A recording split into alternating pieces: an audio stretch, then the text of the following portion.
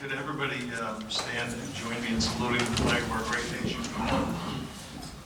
I pledge allegiance to the flag of the United States of America and to the republic for which it stands, one nation, under God, indivisible, with liberty and justice for all.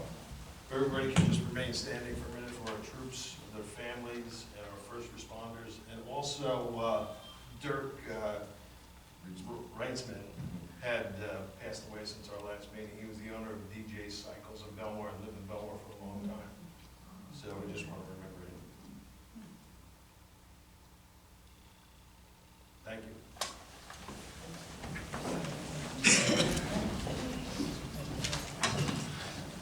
Okay, we're going to go right into a workshop. There's a couple things that are on for tonight. One of them is I want to talk about is the parking meters down the beach. We had put it on the last meeting because there was a little bit of an issue with the way the parking meters work down at the beachfront. With the judge's ruling, every dollar that's made with the parking meters has to go to the beach utility as long as the beach is open. So that gives us just a couple hours for the parking meters to go into the parking authority.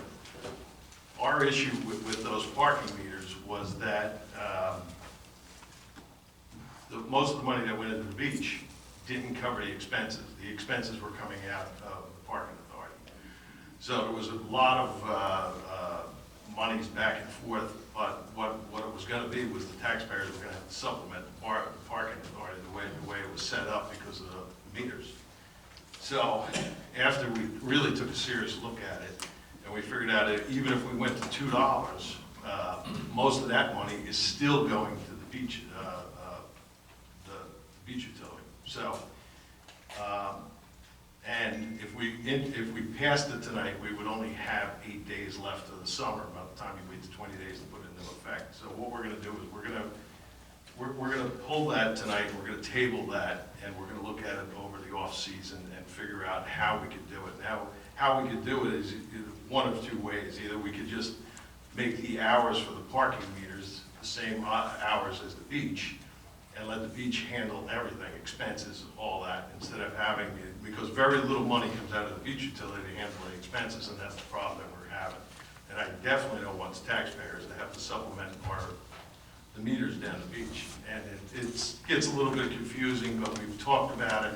Since there's only going to be 8 days left in the summer, we're going to table that, and we're going to redo the whole thing and try to get it the right way for next summer. So tonight we're going to be tabling that ordinance. The other one I want to talk about, before I move on, anybody have any questions about that? No, I think you handled it very well. No. Anything on this, the $2 parking? Okay. And the other thing that we're going to probably carve out, and we're going to vote on that separately, is if anybody's seen the Resolution 166, it is, and I'm going to go along and explain some of this, but we're going to pull it out this way in case anybody has any questions on it. It's a resolution that we're passing to take a look at the developers that want to come into town and they're looking to develop and looking to do parking garages and different things in the borough. So what we want to do is all of us want to be above board. We're not going to do anything behind closed doors. We're going to ask for proposals from everybody that's interested in doing it. We're going to do it at council meetings. That's why we're going out tonight. We're going to ask for proposals from all these developers that want to do different things, parking garages. One of the developers is looking at to run a New York Waterways boat from here for commuters into Manhattan. They're looking for a parking garage. So what we're going to do is we're going to take a look at all their proposals, whether they're good, bad, or anything. We could say it's not good for Belmar, we're not doing it, or we can take a look at something that we really want to take a look at. But they're going to come to these council meetings and they're going to propose it because we're not going to do anything behind closed doors to take a look. That's why this resolution's on tonight. We're going to ask for proposals for everybody that's asking questions about would we consider this or could we consider that. So we're going to move on that, and we'll ask for them. And I think take a look. If they're good, they're good. If they're bad, we don't want them. Whatever's good for Belmar, that's what we're looking to do, but we don't want to do it behind closed doors. We want to do it at these council meetings. They're going to present them, and we'll take a look at each one of their proposals and see if we think it's good for Belmar. So that's why this one is on tonight, and I don't know if I covered everything, but does anybody have any questions on that? I just wanted to say, I wanted to thank the borough attorney. I think the RFP is really well put together, really is. One of the things I like about it is it's very specific about any project that's being proposed has to follow the Seaport redevelopment guidelines that we already have. And if they want to do something different, they have to explain why that would be better. Why, I'm sure they would say, we know why it's necessary. My one thing is I want to make sure we understand that the public would have a chance to have input on whatever we would be looking at too. Because I think that's really important. People need to realize that none of this is a done deal. It's just the beginning of a process, and there will be ample time for the public to comment on whatever we're looking at.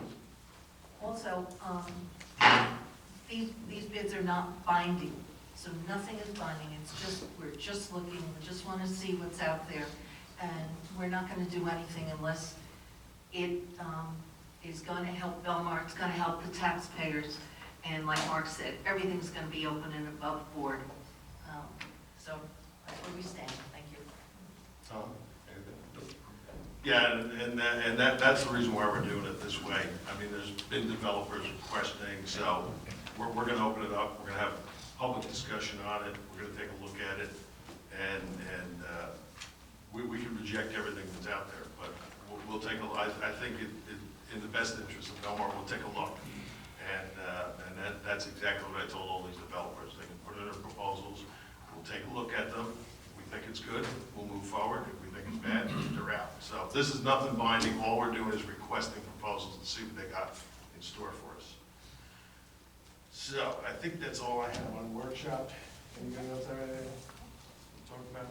Okay. All right, we'll move on. Anybody in the audience have petitions? All right, seeing none.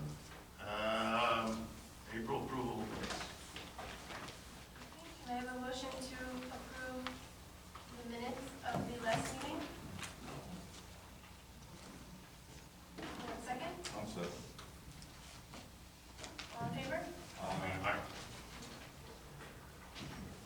Okay, reports of council. Councilman Corbell. Yes, thank you, Mayor. So I have a few things here from the past couple of weeks. 2 Saturdays ago, the mayor, several members of the council, along with BBP, welcomed the steak stand to town at their ribbon cutting.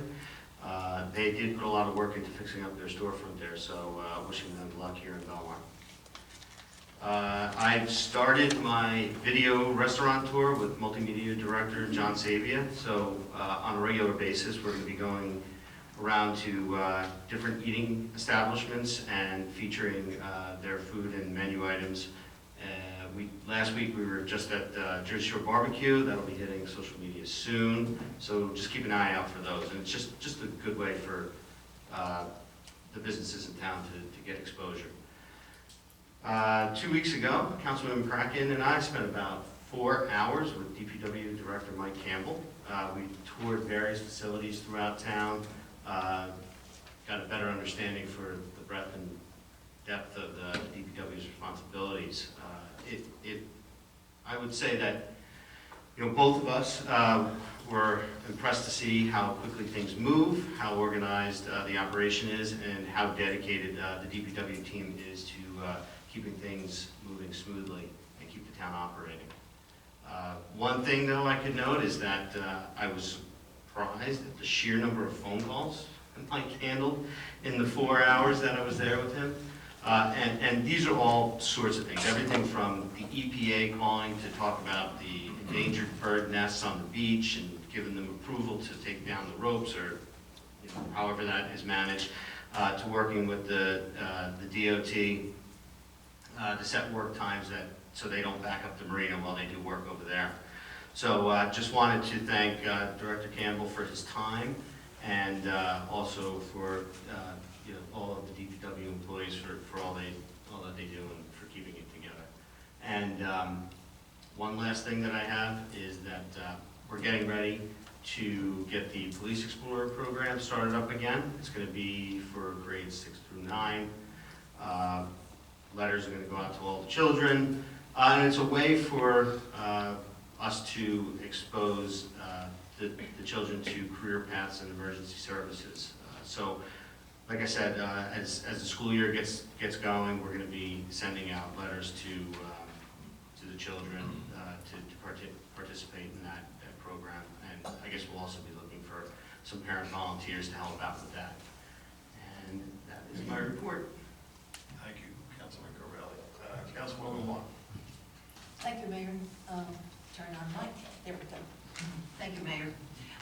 Along the same lines with DPW, I've gotten a lot of calls pertaining to small sinkholes, whether it's that,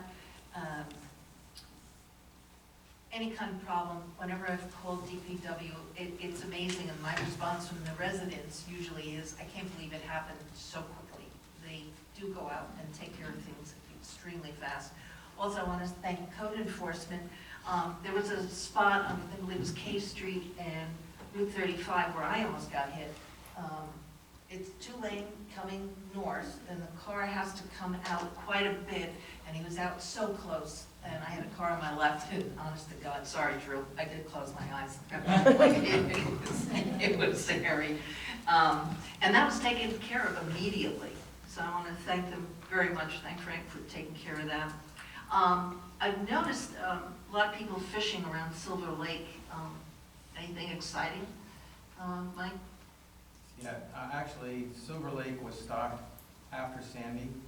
The state came down, did a survey, and they did stock it then. And this year, more than ever, if you drive around Silver Lake, there's especially a lot of families, a lot of people with their young, whether it's grandchildren, children, friends, neighbors. They are, a lot of fishing is going on there. So again, I know we spoke in the park yesterday at the marina, and you asked me to look at stocking that, so I did reach out to the state. I've had conversations with Mr. Kirschenbaum, the mayor also. The state is going to come down in September and do a survey again. They're going to test our water, and they said if they can do it, it would be either late fall or in the beginning of the spring. We are asking that they stock the lake again, and it's no cost to the residents other than your state dollars at work, but no additional cost for us to come in. And I just think it's a great thing. And I will tell you, as DPW, with all the guys that we have, and they do a tremendous job, and I thank you all for noting that, but it's the guys that do the work. But when they're down there cleaning the Lake Combe, or Silver Lake, we walk that every day, we clean it every day, and the fishing people that are down there, I don't want to say fishermen, the fishing people that are down there absolutely clean up after themselves. They take their garbage away, you bring it in, they take it out. I think it's a great thing for Belmar. It's great to see the families down there enjoying the parks. We have a beautiful playground down there now. So again, as you discussed yesterday, I did call the state. We do have a person I spoke to. His name is Sean. He's one of the biologists at the state, and he is absolutely going to see if he can get us more fish so that this continues for the next couple of years. Wonderful. Thank you. Thank you very much, Mike. Well, I have here, I just have a question from a Sure. resident. When the street sweepers go by, is there a reason why they don't wait later in the morning until the cars are gone? What's later? What time are you talking Oh, like after 7? Yes, there is, because after 7, half their day is over. Sweepers come in between 3:30 and 4 in the morning. We do the plaza, we do the marina, we do Main Street, then we do Ocean Avenue, and then the last half we jump on the routes that we have for the day. And in Belmar, the street sweeper goes 7 days a week as long as it's running. So we get all of our routes sometimes twice to make sure that we have a clean town. But if I don't go on Ocean Avenue, the plaza, or the marina, or Main Street that early in the morning, we are not going to get it done because people start moving in and then you can't get to the curbs and you can't keep it clean. So if it does, create a problem for residents, I apologize, but that is as close to perfect as we can get with getting everything done and clean.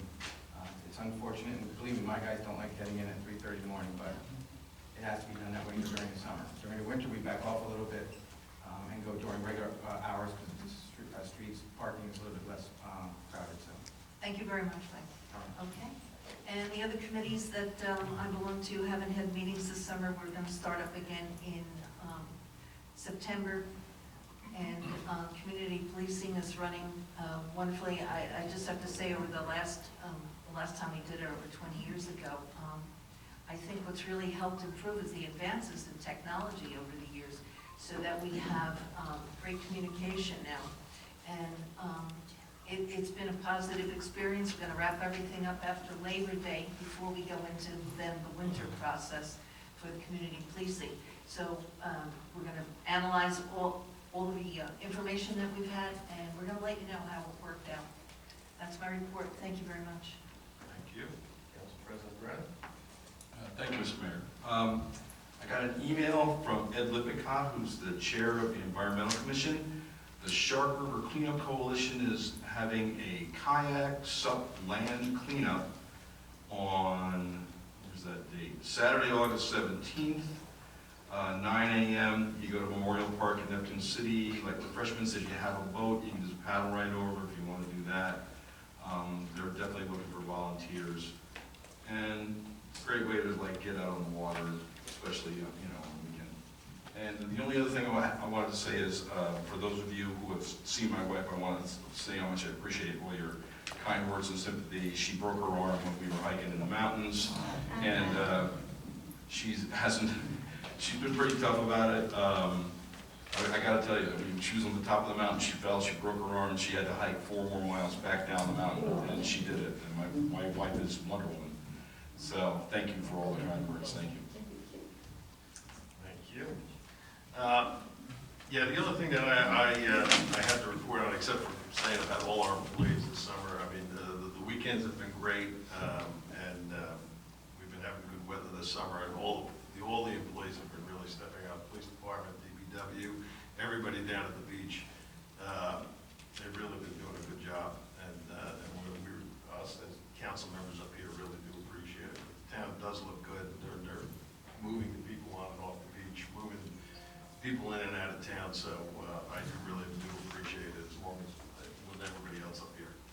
The other thing that I have is on August 30th, our Congressman Chris Smith from Washington has passed a legislation to dedicate our post office in Belmar to Dr. Walter McPhee, and he was a scientist for 41 years, and he was one of the guys that was able to create the microwaves so that the Apollo mission could go to the moon, and so they're going to be dedicating our post office to him, because he worked right out here at Camp Evans for like 41 years designing that, and so they're going to come up here on August 30th at 11 o'clock to dedicate our post office to him. Our congressman has been going around dedicating post offices to really special individuals that did a lot of work. So we welcome that, and he'll be here on August 30th. If anybody's around at 11 o'clock and want to come up and see that, it should be nice to see. The other thing is that the tourism has been working on, and I don't think anybody mentioned, was October 6th, instead of doing the fall festival, it looks like they're gonna change it up and do a food truck festival. So on Main Street, instead of doing the fall festival, so that should be a little bit different this year. And I think that's all I have right now. We're good. All right.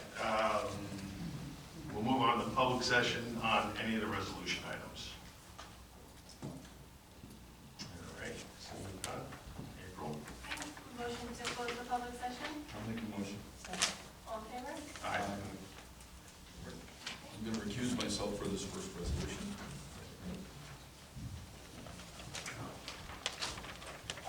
We have a motion to approve the resolution authorizing issuance of plenary retail consumption license for DCJ Belmar Incorporated. This is the 507 Main Pocket License. I'll make the motion. Second. Councilwoman Vaughn? Yes. Mayor Walsifer? Yes. Councilman Carvelli? Yes.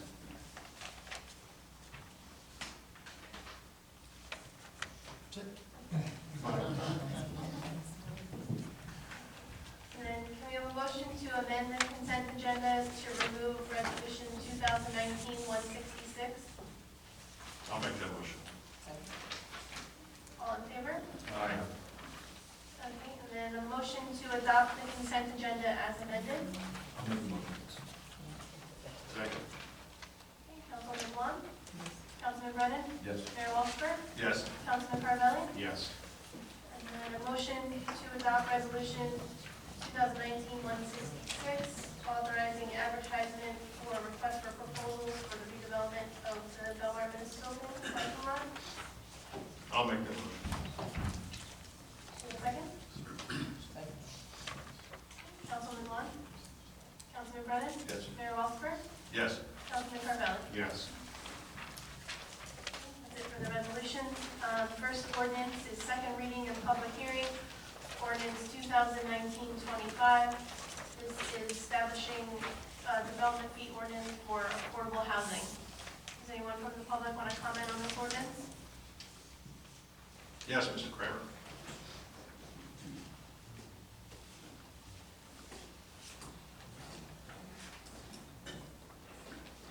Drew, you just want to hand him the microphone? Yep. Thanks.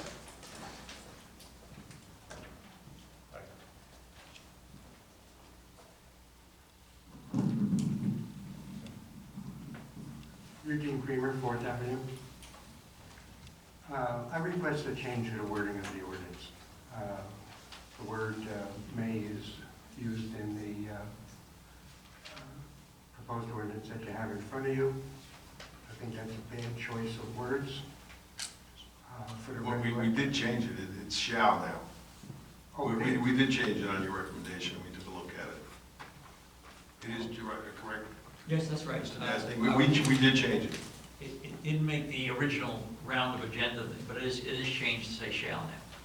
There's a copy of it in the lobby for people. Okay, thank you very much. The other comment that I was going to make was you may want to give some consideration to the selection of the percentage that's used in the calculation of the fees. You saw that Wall Township and Spring Lake have the maximum fee for if the developer doesn't follow the zoning of the town to 6%. I'm not sure what's in the final proposed ordinance that you have now, but I would certainly recommend that Belmar likewise change the percentage fee to 6%. Don't we have that already? Mr. Kramer, you and I talked about this. After the last meeting, I spoke with the fella at DCA. It's 3% is the maximum. If they go in to for what we call a D variance or a use variance. The example that you were looking at, now maybe it's not articulate, maybe it's not worded as articulate it could be, but it talked about 2 units at 6%. It's 3% per unit. Now, we confirmed that with DCA, and that's what the ordinance says. Oh, okay. I was going to say, let me make consider another potential change. The 1.5%, if a developer, and a developer here could be anybody that owns residential property in Belmar, if they comply with the zoning and don't increase the density, 1.5% is the maximum amount. Perhaps the mayor and council should consider lowering that to perhaps 1% or perhaps 0.5% to encourage people that are going to develop their property to comply with our zoning. I saw quite a few towns that, by the way, I did check this with the League Municipality, their website, and what some towns are trying to do, inasmuch as developers only understand money, is to encourage development that complies with the master plan and the zoning by having a low development fee, and of course have the maximum of 6% if you're not going to comply with zoning. Quite a few towns that had done that also. But if you had changed the percentage for developing property not in accordance with our zoning to 6%, I'm happy. Thank you. Okay, thank you, Mr. Griffin.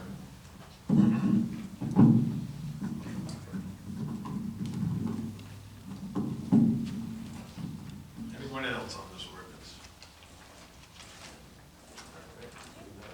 We have a motion to close the public hearing. Motion. Second. All in favor? Aye. And then a motion to adopt ordinance 2019-25. I'll make the motion. Second.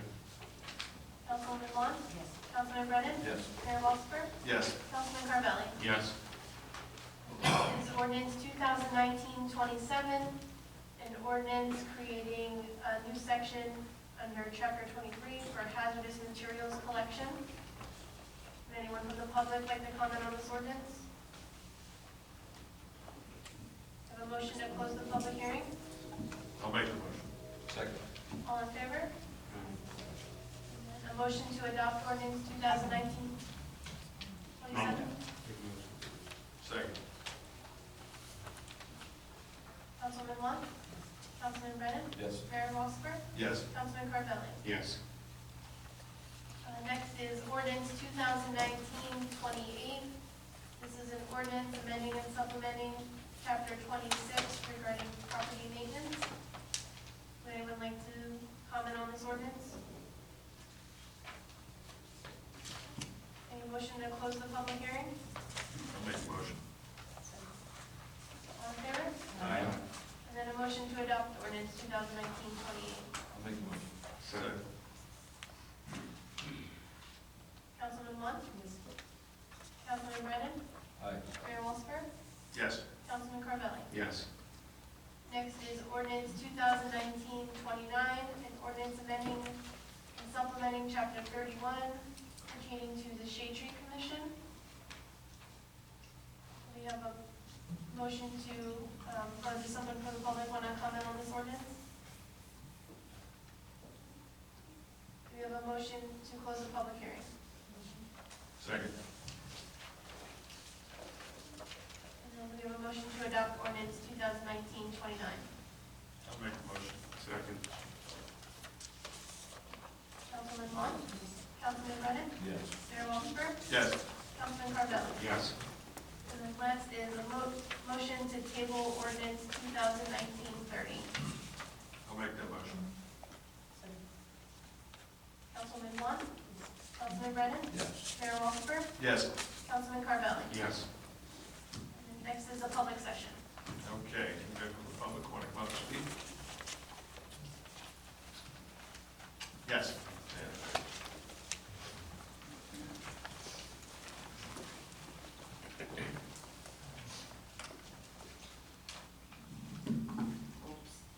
Yeah, that's all right. That's all right, you can- You're on, yeah, it's fine.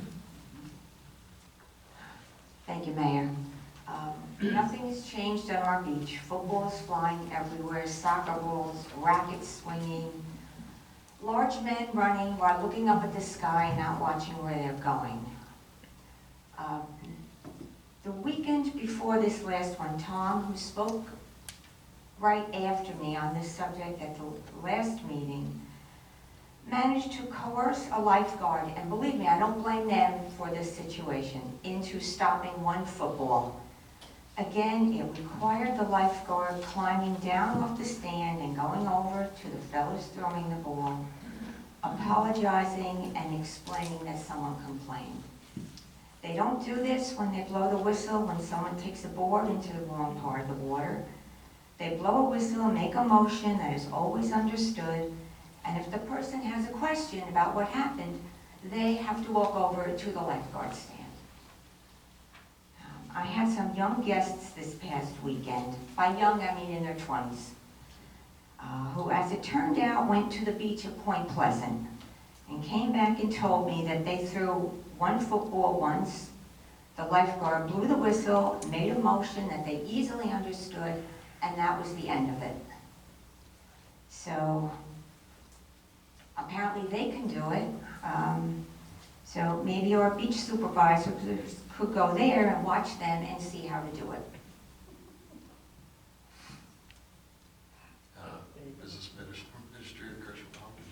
sent out the email, I sent the ordinance out to the chief of police, to the head lifeguard, and to all of our disciplines in town. I will talk to them again, but I sent it out, an email, right after our meeting last time. So they are aware that it's not permitted on the beach, and I will address it once again. Thank you, I appreciate that, but giving lifeguards discretion on this doesn't work. It has to be, The ordinance has to be rewritten.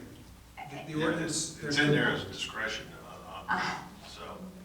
when you've got footballs crashing into the sand 2 feet away from toddlers, you've got large men running, they're looking up in the sky for the ball, they don't even see where they're going. It's not, apparently somehow at Point Pleasant, they were told no footballs allowed and that's it. I will address it again. Yeah, but one of the things we're going to look at over the off-season is the ordinance, and really discuss it with the head lifeguard, chief of police, and take a look at how we have to change that, take a little bit more discretion out of it. I met with the chief, and there are so many ordinances that have to be reviewed, just so there's no cross messages, so we're going to take care of that in the off-season, but I will once again send an email for the rain receipt. Thank you. Thank you. I can get this. I can throw it like a ball.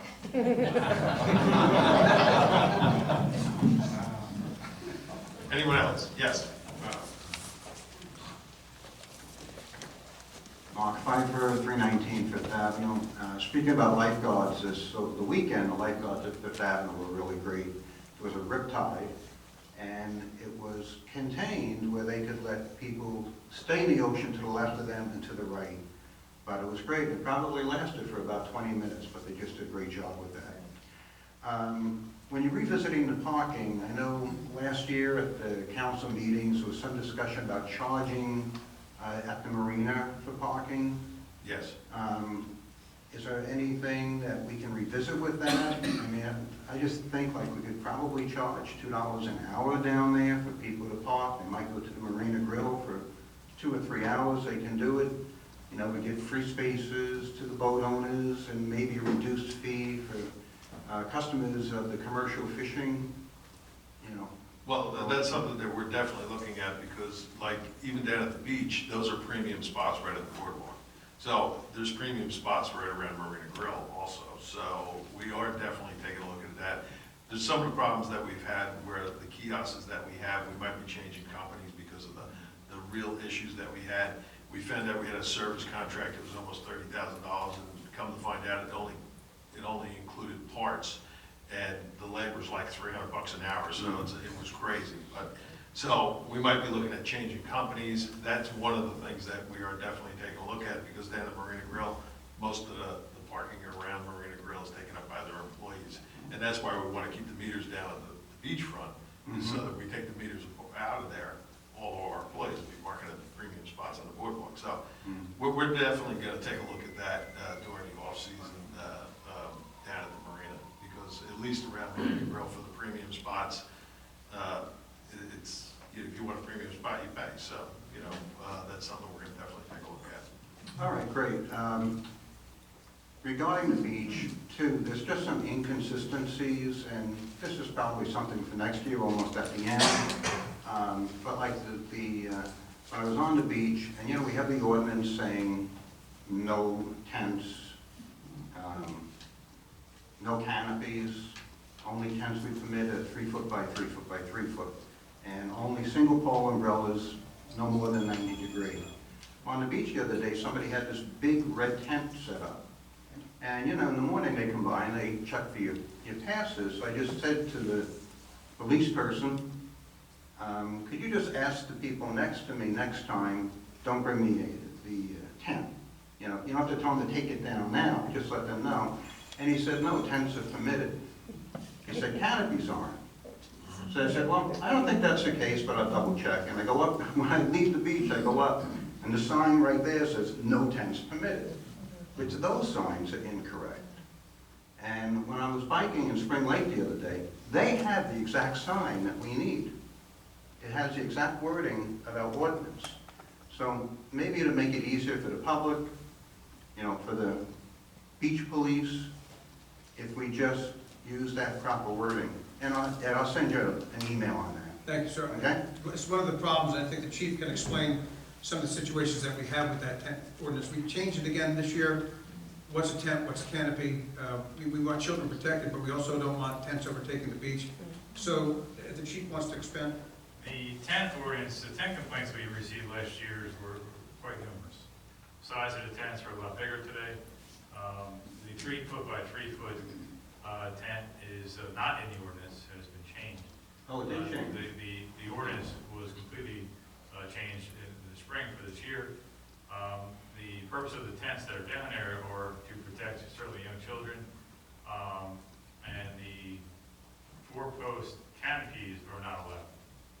So the single tents, they have the single tents where they have the sandbags all in place, single pole tents, which personally I agree with, so wind doesn't catch them and strike somebody, because we've had more issues with umbrellas flying and hitting people than tents. But if you take a look at the new ordinance, it's been very narrowed, and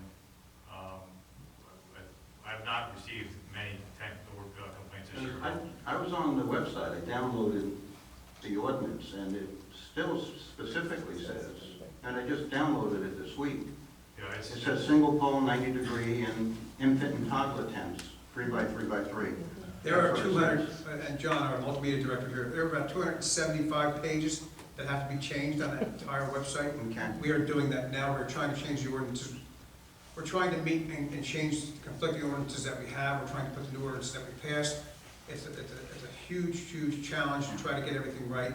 So if we could talk after the meeting. Yeah, okay, that's fine. And I have 3 grandkids. I have a 14-month-old, I have a 2-year-old. When they come, I take an extra umbrella. So Right. I have 7-foot beach umbrellas, single pole. I put them up. If I have 3 grandkids there, I put up 3 umbrellas. So, but the people with the tents, I mean, they're blocking the view. So what happens is then nobody sits behind them. So you kind of have like less beach space, because then they go right up to the front. You know, I mean, if they're further back, no big deal, but they're blocking people's views too. It doesn't seem right. So. We'll sit down and we'll take a hard look at it. And the chief will instruct his employees to do what they have to do on the beach. And if you look, sir, if you look at the ordinance, if you look at the beach rules, there's certainly a lot of conflicts on the ordinances as we update them. There's quite a few updates that we've already discussed, myself and the administrator. So there's conflict in the ordinance, but there is a tent ordinance that was updated, which I believe is online. Yes, if you go the same section you were at, looking at the ordinances, on the left-hand side, you go all the way down to the bottom, there's a folder that says pending codification. Oh, okay. Those are all the ordinances that were adopted this year that have been transferred in yet. They're still Okay. working on that. And then we just need to coordinate that with our website on Belmar.com, because that just says no Yes, sir. tents. We Okay. agree. By the way, the new 30-second video promoting Belmar, I thought it was very well done. It was really good. Thanks. No, that's our director. Anyone else? Tom?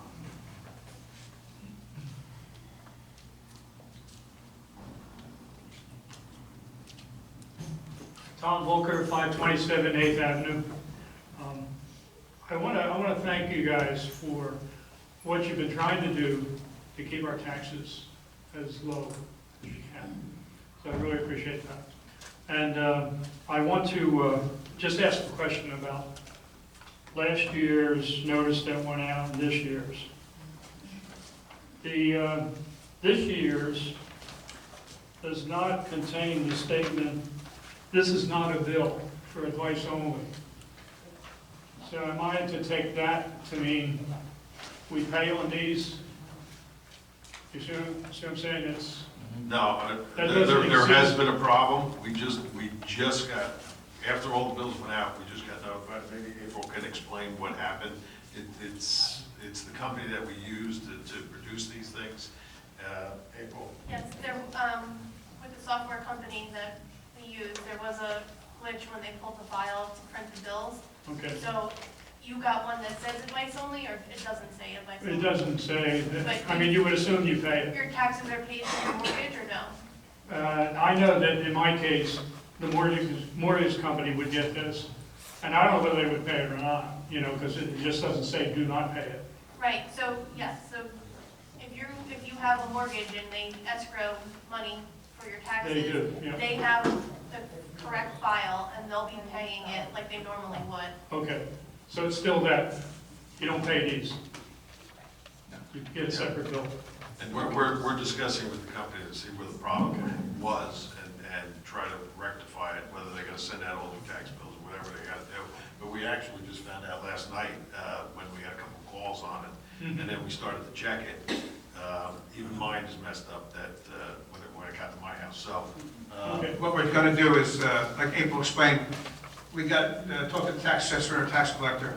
We're gonna put all the information on the website, we'll have John do that tomorrow to make sure everybody's understandable of what happened with the bills. Super, Computer glitch, and we're right on it. thank you. Thank you. The other thing I wanted to know is, I heard today that we have a wellness program for seniors where if I'm a senior and I'm handicapped in some way or I have other challenges and I'm alone, I'm just by myself, that I would be able to call the police department and get on this wellness program, which allows me to call in every day to say hi or how I'm doing. And if I forget to do that, the police will visit me Yes, to make sure I'm all right. Is that true? yes. Okay. Tom, we have cards for those, for you to fill out. Okay. And the police will get them, yes. Okay. I didn't know that program existed, so if you could, in your next notice, send that around. I think it's a great thing. Yeah, Really super. Okay, thanks. okay, thanks, Tom. Anyone else? Yes, Jim?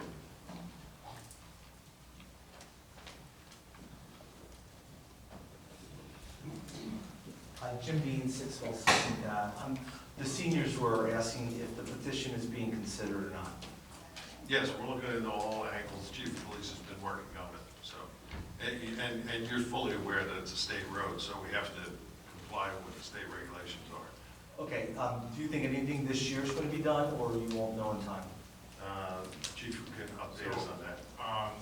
Letters have gone to the state requesting an additional on-site meeting for resolutions or, what options we have. So we're still waiting to hear back from the state for an on-site meeting. Originally, they told me a month for the first meeting, which we actually got a meeting within a week. So as soon as we hear back, honestly, I have all the photographs here and I believe. So Are speed bumps a viable option? no, they're not. So they're The state will not consider the speed bumps on that road. They're all table. Yeah, the state will not allow, period. Okay. So, Also, I have a question on the redevelopment that you were talking about today. The area that you're talking about for the parking garage, is that considered an area of redevelopment? I know it gets so tricky, all these different areas where, like the 9th Avenue Pier, the mayor had control over the developer and he made all the decisions. Is the property that we're talking about also have that control, or is it something that can be done via ordinance? Well, it's our back lot here that they're talking about, and that's a part of the Seaport redevelopment. So, and it's not gonna be any backdoor deals or anything like that. We're gonna do it all full out in the public. We're gonna look at everyone that wants to do something in the Seaport redevelopment. That's how we're gonna move forward on everything. But does the mayor have control over the developer, like the 9th Avenue Pier No. was? So it would have to go through, okay? Yes. that's all. Thank you. Anyone else? Yes. Maria Rondinaro, 1246 Pine Tree Way. I just wanted to follow up on the ATM machines at the boardwalk. Is the software working yet to use the credit cards? What happened is the bandwidth. It's the bandwidth. It's Verizon's Because problem. everybody's on the beach on their devices, and it's cutting out and that's what we think the problem is. So we're gonna be working with Verizon through the off-season to figure out how we can rectify that problem before next year. So, we're looking at all the different options, but what it is everybody that's on their devices down there, we don't have enough bandwidth down there, it's cutting out our stuff, so, that's something that we're gonna have to really take a look at. And that wasn't a problem earlier in the summer because now there's more people? Is that what the case No, is? it was a problem all summer. The opening, it started right Right from the start. Okay. Even with the parking meters, I mean, we can't even, there's a lot of days we can't issue any kind of parking tickets because the bandwidth is cutting, we don't have enough down there, and it cuts cuts out for the officers to find out who was paid park, and, you know, so it's been a problem. We're gonna have to work on that. I mean, is that buying something more from Verizon that we need? What Verizon is that? is- So hopefully they bring us. Yeah, we're not buying anything. Okay, and I'm just asking because, you know, at least my generation and certainly the ones that are younger than me, we don't use cash. We don't. And we use our phones to pay for things. So the idea of saying you need cash on the boardwalk is like, why don't we hitch our, you know, horse and buggy or whatever it is. Like, this is, you know, it's ridiculous. Believe me, Not it only wasn't. that, but it costs everyone who, you know, takes out of the ATM machine $3. And that's, you know, for a lot of people that, you know, is just above and beyond with our already increased beach prices. Well, we put it down there for convenience, you know, I mean, the credit card machines were cutting out left and right, so, you know, they can't use the credit card anywhere. Instead of making them walk over to 7-Eleven or Dunkin' Donuts, we put them down there for convenience and to get us through the summer.